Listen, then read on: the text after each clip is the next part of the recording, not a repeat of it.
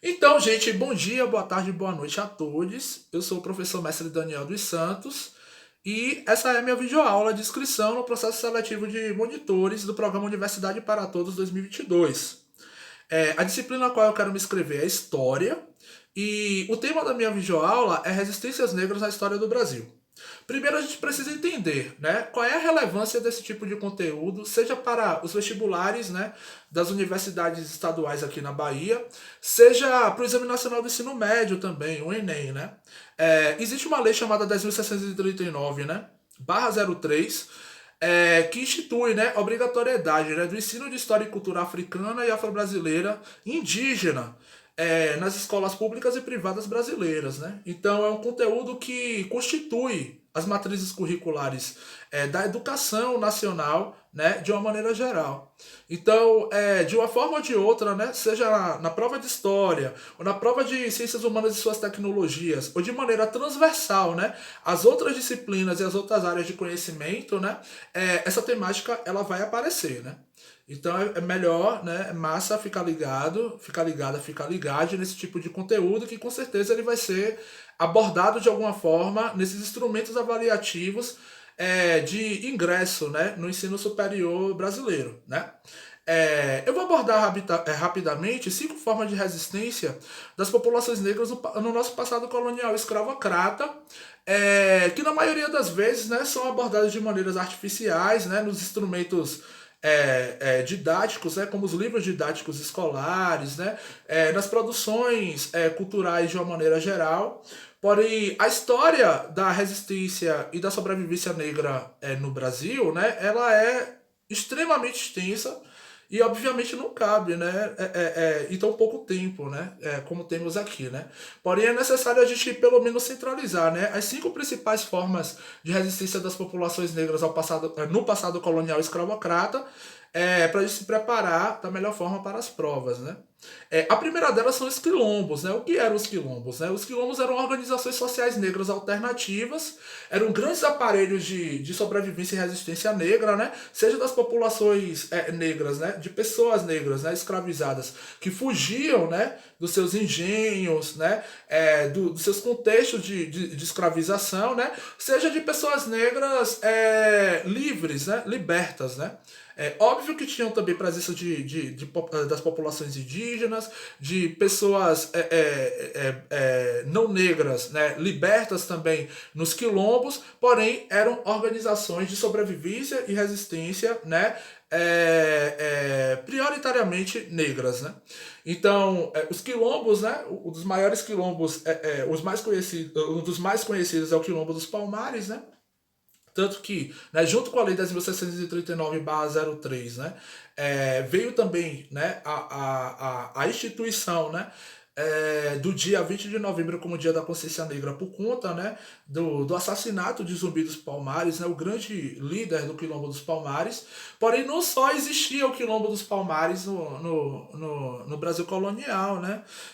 Existiram inúmeros outros quilombos, existe toda uma historiografia dos quilombos no Brasil, né?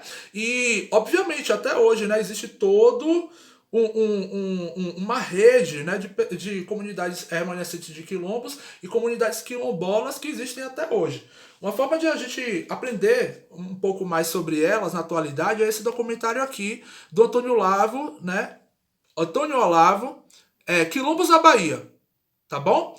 E essa história em quadrinho aqui maravilhosa, né, do Marcelo de Salete, Angola Janga, né, que reconstrói a história do Quilombo dos Palmares, né, tão importante para a história e memória das populações negras aqui no Brasil, beleza? A segunda resistência negra que a gente pode levar para as provas, né, é a capoeira, né? A capoeira é vista na maioria das vezes como um esporte, né, ou como uma forma de dança, né, uma mistura, né, um híbrido de dança com luta, né?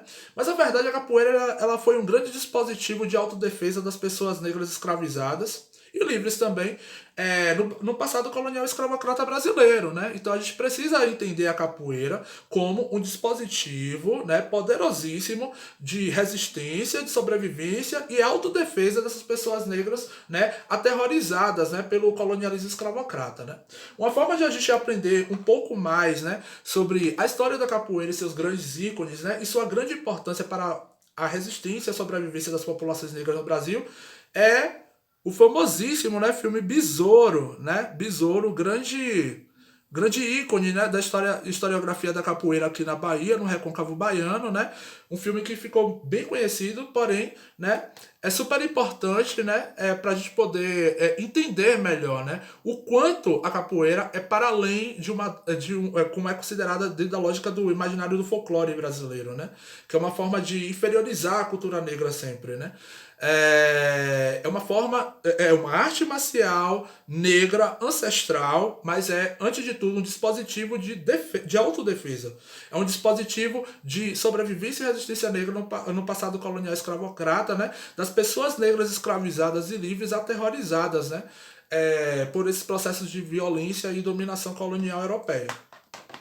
Outra forma de resistência negra que a gente pode levar para a prova também, né, é o sincretismo religioso, né? O sincretismo religioso foi uma grande estratégia, né, desenvolvida, né, pela ancestralidade negra aqui no Brasil, não somente, né, para poder, né, continuar continuando perpetuar, né, e a praticar, né, seus cultos religiosos de matrizes africanas, né, vindos para o Brasil a partir da diáspora africana, né, esse processo de transplante imenso, né, de populações, inúmeras populações de etnias e civilizações e povos africanos para o Brasil e para as Américas de uma maneira geral, mas também é uma forma de reorganização, né, dessas religiosidades, né, que a gente sempre identifica como, né, religiões e religiosidades de matrizes africanas, né? A exemplo do candomblé, né?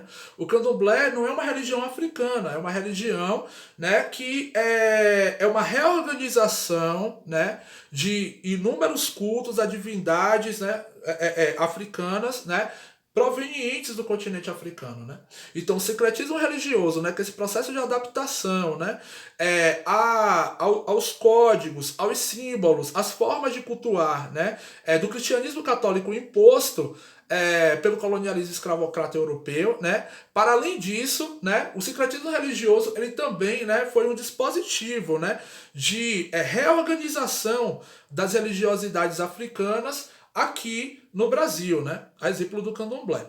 Outra forma de resistência muito forte, muito potente das populações negras aqui no Brasil são as irmandades religiosas, né? As irmandades religiosas que eram grandes fraternidades, né? Organizações de pessoas negras, né? Livres, libertas e escravizadas também, né? Nas igrejas, nas grandes igrejas católicas no Brasil colonial, escravocrata, né?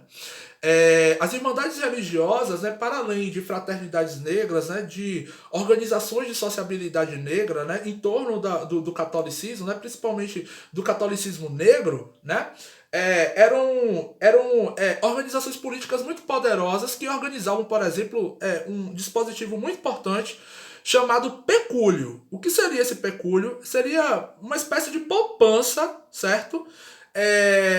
Na qual, né, as inúmeras colaborações de suas membras, de seus membros, né, faziam parte de um grande montante que era utilizado para adquirir alforrias de pessoas ainda escravizadas, como também uma forma de bancar os custos de funerais de pessoas que faziam parte das Irmandades Negras e não tinham condições, né, financeiras para poder, né, ter uma boa morte, né, como no caso da Irmandade da Boa Morte de Cachoeira, aqui no Recôncavo Baiano, né, uma das irmandades mais antigas, né, e mais significativas, né, para a história da resistência e da sobrevivência negra desde o passado colonial escravocrata aqui no Brasil.